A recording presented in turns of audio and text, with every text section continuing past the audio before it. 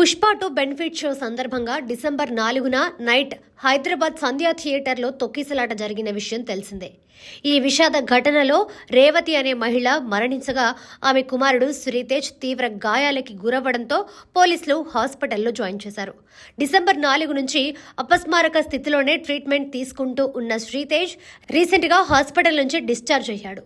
ఈ విషయంపై శ్రీతేజ్ తండ్రి మాట్లాడుతూ, శ్రీతేజ్ కళ్లు తెరిచి చూడడంతో పాటుగా 15 రోజుల నుంచి నోటి ద్వారా లిక్విడ్స్ లాంటివి తీసుకుంటున్నాడు.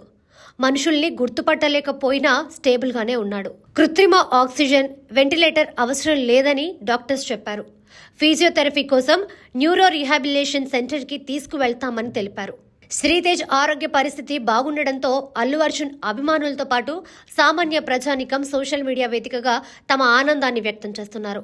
ఒక రకంగా చెప్పాలంటే శ్రీతేజ్ కోలుకోవాలనే వార్త కోసం వారంతా ఎదురు చూస్తూ వస్తున్నారు. తెలంగాణ ప్రభుత్వంతో పాటు అల్లు అర్జున్, పుష్ప 2 మేకర్స్ ఫస్ట్ నుంచి శ్రీతేజ్ ఆరోగ్యంపై ప్రత్యేక శ్రద్ధ చూపెట్టారు.